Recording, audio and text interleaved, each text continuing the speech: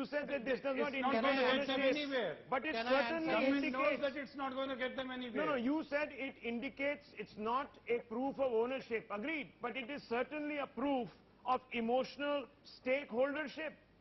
That there is some deep-rooted emotional stakeholdership that makes Mr. Vadra so interested. By so Bhandari, interested in the chandelier. Bhandari, Dr. Manu who is Singhvi one of the smiling. closest friends of Siddharthanath Singh. Why is Dr. Manu Singhvi smiling, sir? There seems to be some emotional connect. I want to come on this, Rahul, if you allow me. House. Would you be interested, Dr. Singhvi? At your lovely phrase. No, at your lovely phrase, I'll tell you, Rahul, I am smiling at your truly innovative phrase for income tax, ED and criminal complicity called emotional stakeholdership. That's wonderful. It's the phrase of the evening. No, it might be the phrase of the evening, sir, but it says quite a bit. Let us be honest tonight. I mean, would you be so interested... Emotional stakeholdership for income tax liability, ED liability. No, one second. Sir, you're looking at it, I understand. And for criminal liability, I would say. We live in an age of media. Well, sir, we live in an age of media. So, 1 second, sir. Please, it does go to suggest, Dr. Singhvi, it does go to suggest that there was a deep-seated connect. Now, what is this connect? What is the cause behind this connect will be investigated, I'm sure, in due course. If one were to believe.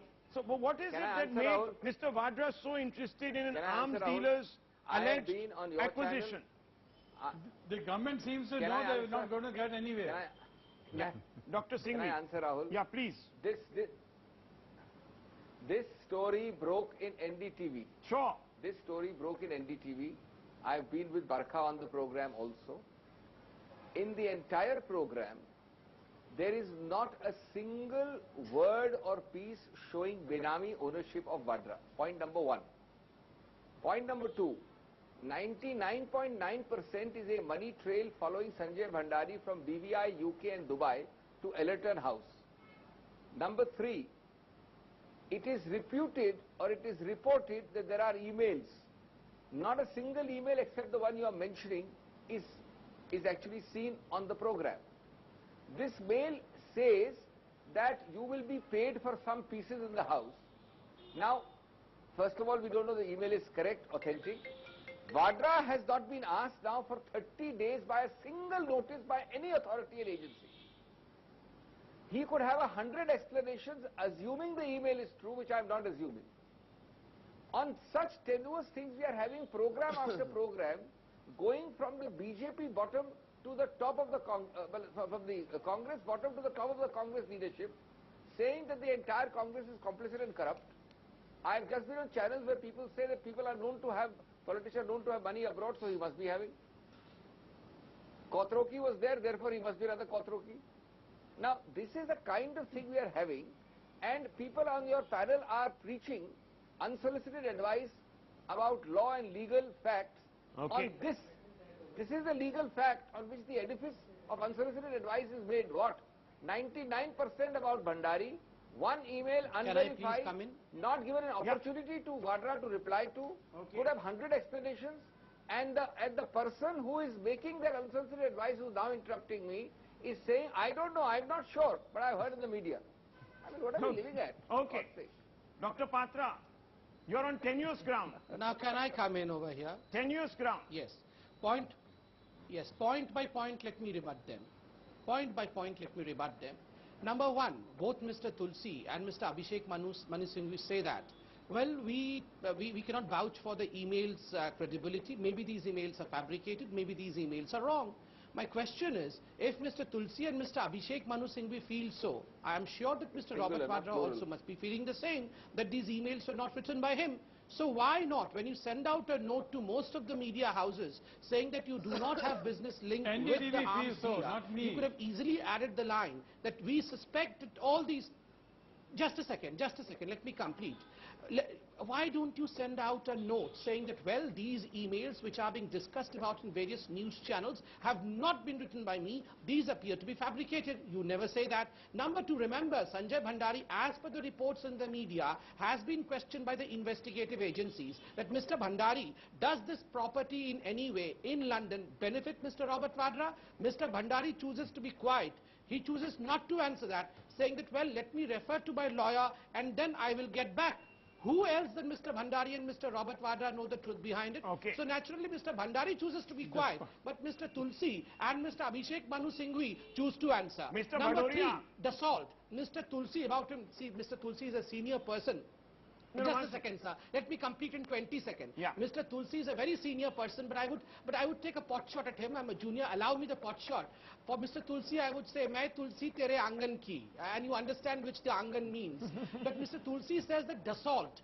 Mr. Tulsi, you were quoting the NDTV. NDTV yesterday itself quoted that since this government came into performance, there is completely blacklisting of this company. So why selectively quote NDTV? Quote it completely. Lastly, you talk of Siddharth Nath Singh. Well, Siddharth Nath Singh, you flung some mud on but him. why He had was the Bhandari given courage this of facing contract? every camera, one second, and he has given out all the Was data. Bhandari, One second. was Bhandari given any contract by this government? No, one second. How does that matter? Was Fin Bhandari Mechanica was given also contract given a by I contract by answered this that. government. I answered that. No, how does it matter? Fin I Mechanica was answered given... that. No, one second. Look, how does that It matter? matters.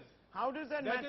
That is how Bhandari. Okay, that that's is how the Bhandari. Okay, I want to consideration bring in for using Mr. Bhandari. Bhadoria. Mr. Bhadoria, you know, you're from a third party, Yes. the BSP. Now, I want to ask you, sir. I want to ask you. Mr. Vadra's defense team comes out and says that we were not even aware that Mr. Sanjay Bhandari is involved in any defense transaction. Our client has never entered into any transaction of a financial nature with Mr. Sanjay Bhandari. Yet there are emails talking about money for renovations. Is that not a financial transaction, Mr. Bhadoria? Doesn't that suggest that there is some sort of an association that goes beyond just the fleeting or the passing? Unauthenticated.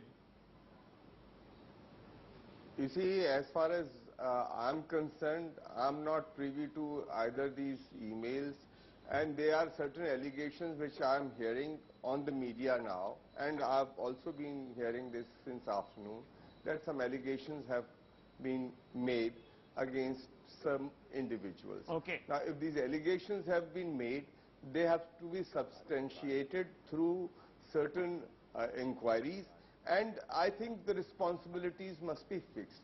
But I would like to speak on a larger point.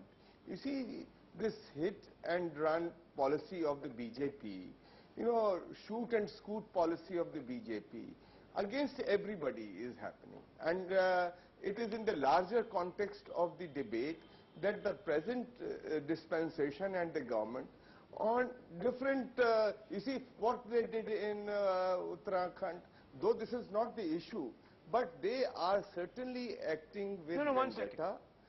We saw this in Uttaranchal. We have seen it in the case of many other instances which we have debated in the past, which I do not want to raise here. No, but shoot and This scoot, sir, is not and the confined. leaders in this government Is not confined should to be the serious enough. BJP. This has happened even with the Congress with respect to your BSP Supremo Mayawati. We know. So this is part. Most certainly, This most is part certainly. of the I'm not political speaking in lexicon. their defense. We know this. Let me tell you, Let's not if- today. Let me also No, say this. for your Let own me also political say this. interest, Rahul let's not Shiv today Shankar, if, be selective. Let me just conclude in one line. Let me just conclude in one line that if Mr. Modi and Mr. Amit Shah are Shahenshahs, they were also Shahzadas and Shahzadis. They were also behaving in a similar manner. While they were in power, they also did the same with the other opposition. So therefore, there is no, they are different sides of the same coin Okay. in power. What goes while around in comes power, around. they act differently. While in opposition, they use another language. Well, the bottom line is that a case needs to be prosecuted. You need to have this going to a higher level. A probe needs to be initiated. We need to have solid evidence. We need to have a charge sheet before perhaps people can come out and either attribute motives or suggest guilt. That's the bottom line. The BJP is also on test. It will be reminded from time to time what it did, whether it is alleged land bungling by Robert Vadra, whether it is now this link up with a defense agent. The proof will have to be produced, probes will have to be initiated, and their outcomes they must at some point coincide with those of the BJP's charges, because if they don't, then the BJP runs the risk of having spawned a Jumla, if one were to believe the Congress. Okay, we move on, but we stay with this theme because we have been digging deep. Rishabh Gulati joins me on this show. Details are emerging pretty much on a minute-to-minute basis. Rishabh, over to you. Yeah, You've got a lot of information for us tonight. Let me quickly put out all the information we have unearthed through the course of the day and late this evening into 4 parts and put it out for our viewers on our screens. Part number 1 coming up on your screens. This is the raid diary. What happened with the genesis of the Bhandari raids? 18 of his properties were raided. During this raid was when these purported emails were found. Remember, Bhandari is the one who was being investigated by the IB and Income Tax Department. That is the first part of our entire summation, as well as our inside story of what exactly happened on the disproportionate assets, as well as the fact that 35 shell companies allegedly made payments to the tune of 70 crores to Bhandari's companies related to business defense transactions. Now that's the first part, Rahul. Yeah. Here's part number 2. Part number 2 is when the Vadra issue comes up. So what exactly are the investigative agencies probing on Vadra? Now, sources within these agencies have told us that the Income Tax Department, on the basis of its raids on Bhandari, would like the Enforcement Directorate under the Prevention of Money Laundering Act to investigate the linkage between Vadra and Bhandari and whether this London house was involved in any sort of money laundering racket, or indeed is one of the shell companies that gave funds to Bhandari had any links with Robert Vadra. That's angle number 2. Number 3 is this Pilatus link. What is the Pilatus link? The Pilatus link comes about from a 1 million Swiss franc transaction in 2 tranches that was made to Bhandari's company by Pilatus in 2010. In 2014, of course, came the deal, defense deal with India, which in 2015 came under a bad rep. And number 4, Rahul, is of course the basis of this house in London, number 12, Ellerton House. Now this was allegedly purchased in 2009 at a valuation of 19 crores. I understand today it's worth about 38 crores. Now the question is, do the emails prove a link between Robert Vadra and Bhandari on the basis of this house, and if that established some sort of finances, that is suspicious. Okay. 4 angles we put out for you. One of them is restricted, of course, to the Pilatus link, which Mr. Bhandari will need to answer at some level or the other, but the other 3 are intrinsically interlinked. This is getting more and more interesting. But it is not just Robert Vadra who finds himself in the thick of a controversy. It is also Siddharth Singh, because one of the fallouts really of these raids has been access to this call data record that is in my hand, and in these call data records are numbers of top VIPs who Mr. Bhandari had on speed dial, who he was speaking to. One of them happens to be BJP leader and spokesperson Siddharth Singh. Now we are going to speak with Siddharth Singh. Siddharth Singh, who joins us in fact from Allahabad, Varanasi. Siddharth Singh, in my hand are these call records. And these call records are of Sanjay Bhandari, and it clearly shows that you were in touch. Your number is on this call record. Why were you in touch with an arms dealer, sir, or an alleged arms dealer?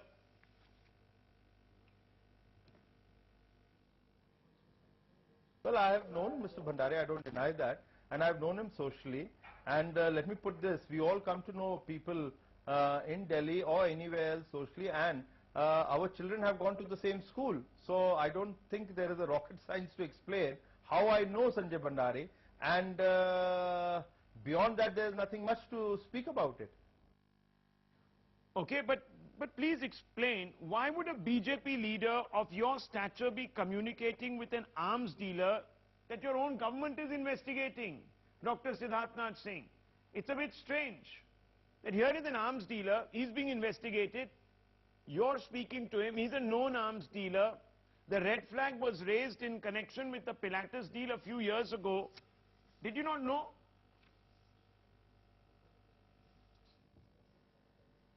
Well, sir, well, I am not communicating.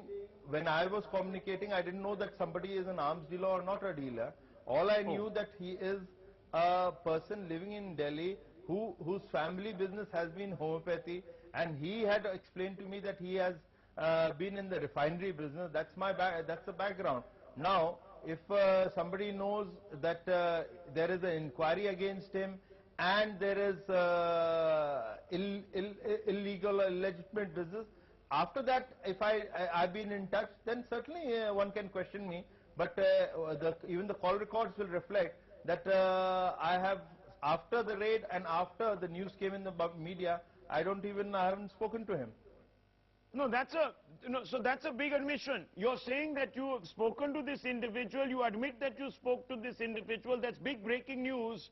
You admit that you knew this individual, you were speaking to him, it's being claimed that you made around 450 calls. Mr. Siddharthnath Singh, that's not a small amount of calls in a short period of time. What were you talking about? What was it that made you so interested in hooking up with this individual so often? Well, that's one media report which appeared and Congress latched on to it. There's no credibility in it. I have also gone through my own records, although I have been traveling since morning, but I asked my office in Delhi to look into it, and you will be surprised in a year's time, between April 2015 to April 2016, it has been much less than 450, or rather, it has been less than even 50 numbers. So that is called social calling, not anything else. Social. These were social chit-chats. Now, you're supposed to have been in regular and frequent contact. What did you discuss? So what was this social conversation you would have with this individual? What were you talking about? What were you discussing? Well, I have not been. That's exactly what I'm trying to say. That 450 numbers is certainly incorrect and much far away from the truth. No, so how much? So, okay, so what's closer to the truth? How many times were you in touch, sir?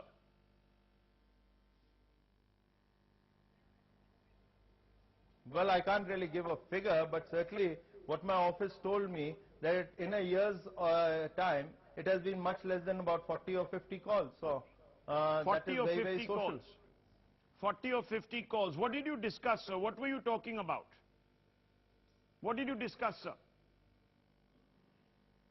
Well, what did I discuss?